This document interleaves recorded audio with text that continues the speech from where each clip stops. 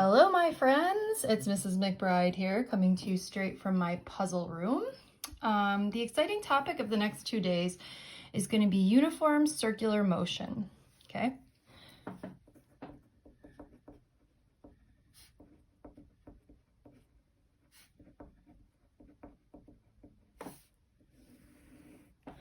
So the idea is that we're going to talk a little bit about uniform circular motion today, and let's see what you remember from last year. If we're talking about uniform circular motion, we're talking about something moving in a circle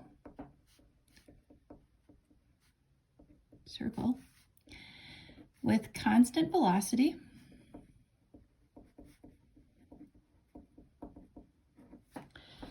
Okay, so you might remember a picture from last year, and if this is the center of our circle and this is our object here that's moving in a circle, we can say that there's different forces or different vectors pointing in different directions.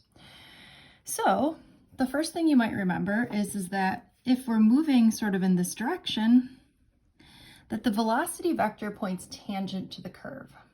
In each particular spot, if we were to draw in our object, the velocity vector is always pointing tangent to the curve.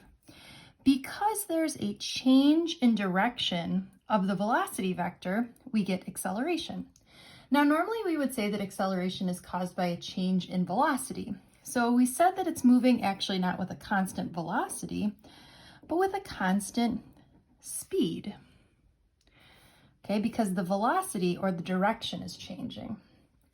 Okay, so again, when something is moving in a circle, it has what's called centripetal acceleration. And hopefully you remember this from last year. And the centripetal acceleration is caused by a change in direction of the velocity vector.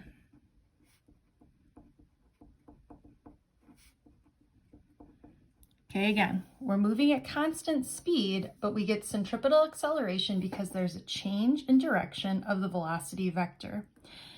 The word centripetal, in case you didn't remember, is called center seeking. My spelling is not doing so great today. Okay, so this is center seeking, meaning if this was our object, the centripetal acceleration would be pointing towards the center.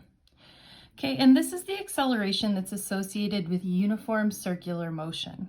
Okay, so again, we can say that this is center seeking or points toward the center. And we have a symbol of AC, so A for acceleration, subscript C for centripetal. And last year we said that the centripetal acceleration is given by the equation v squared over r, where v is the velocity and r is the radius of the circle. Okay, next. As a reminder, when something is moving in a circle, sometimes you're asked to find the velocity.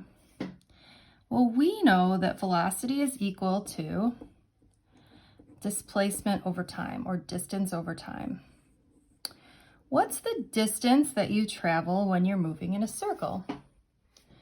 Hopefully you are all thinking, aha, the distance that you travel is the circumference of the circle, or the circumference is 2 pi r divided by time. So if we were trying to find the velocity of something moving in a circle, we would take its circumference, or 2 pi r, and divide by t. Okay, and then again, I hope I don't need to say this, but acceleration has units of meters per second squared. All right, the second thing I wanted to talk about is something called the centripetal force.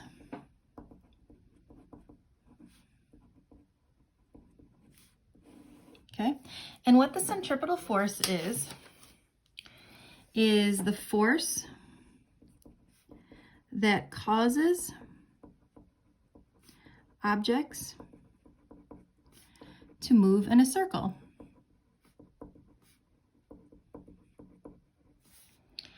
All right, and it has a symbol of FC and units of newtons. We can figure out what the centripetal force is by just using the equation F equals ma. So if we change this to FC equals MAC, that works as well. And we know that the centripetal acceleration is v squared over r. So we could calculate the centripetal force in this way. What we really usually do is when solving centripetal, solving circular motion problems, we set the centripetal force equal to other forces, okay? Because what's most important is other forces cause centripetal force. So for example, we could talk about gravity. Okay, so gravity causes things to move in a circle. For example, the planets. You might see a zero gravity plane, which is just where a plane is causing zero gravity. This is what astronauts train in to simulate weightlessness, where we take the gravity and we set it equal to the centripetal force. Another example of this would be friction. Friction is the force that helps us move in a circle, right? So think about if you're driving, right? The reason why you're able to drive in a circle is because of that friction. If there is no friction, you become, an object in motion that stays in motion, or you sort of like go straight around a curve instead of turning. Another example would be tension. If you take an object, let's say for example, your keys on a lanyard, and you swing them around in a circle, that would be an example of how tension causes circular motion. And the last one would be the normal force. And if we were in class, we would be talking about, remember last year when we had the cups on the tray? And we totally would have done that again if we were in class. Or in AP Physics C, we'd talk about something called a banked curve. If you ever watch NASCAR, you'll notice that the curves that they travel around are not flat, but they're banked. It allows them to go faster around the curve. Versus like Formula One, everything is flat, so they have to really slow down. All right, so whenever you're tackling one of these circular motion problems, the key is to say to yourself, what force is causing the centripetal force? And in our next video, we'll take a look at a bunch of different examples. But again, the key question is, what force is causing the centripetal force? Bye, friends.